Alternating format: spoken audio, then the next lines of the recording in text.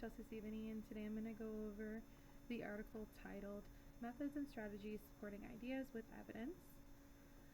What did I learn from this topic? So this article discusses the importance of teaching students the skills and abilities to support their ideas with evidence. The article states that the development of these skills can be acquired through different phases. The phases that were discussed were evidence, cause and effect, measurement, and variable control.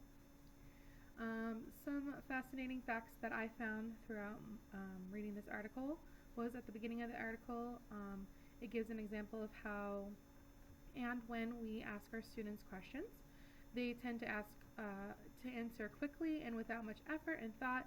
However, gathering data and making our students use their reasoning skills to find non-apparent conclusions is more beneficial to students' abilities to learn and adapt their learning and critical thinking skills. Another fact that I found fascinating was it was found towards the end of the article. It discussed the process of making thinking visible to your students. I thought that this was a really cool way to approach science, and what this means is how it can be seen in the classroom. A great example that was given was when students fail to support their explanations with the evidence. We don't know how they made their conclusions, so it's really making students make the effort of supporting their claims.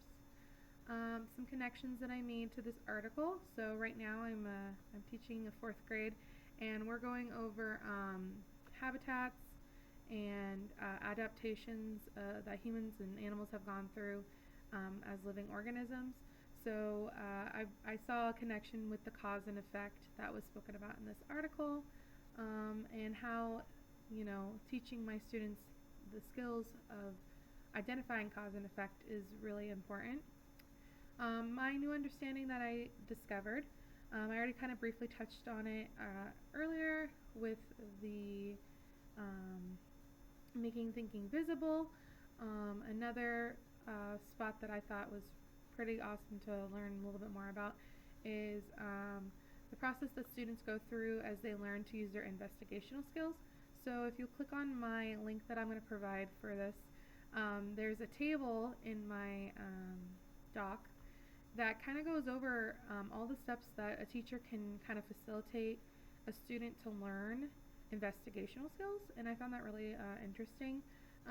They recommended in the article for younger elementary teachers to only use the first 2 steps, but like intermediate, elementary, and higher, they can go through each of the steps.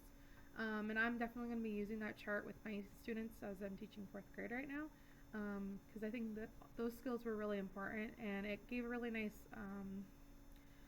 figure and like a diagram on how to do it.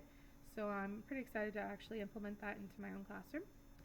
Another spot that I found interesting and a new understanding that I got was regarding evidence.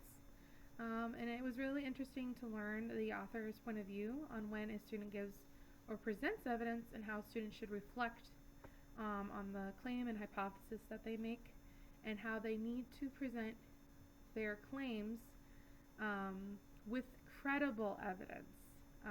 And they can't really be using, their past experiences to give their final thoughts. They need to give credible data, credible claims. They need to show their work, which was it was a nice thing that the article touched on. So I hope you enjoyed listening to my quick little synopsis of the article, and I hope that you can read over my TFCN summary that I'll have linked below this. Thank you. Bye.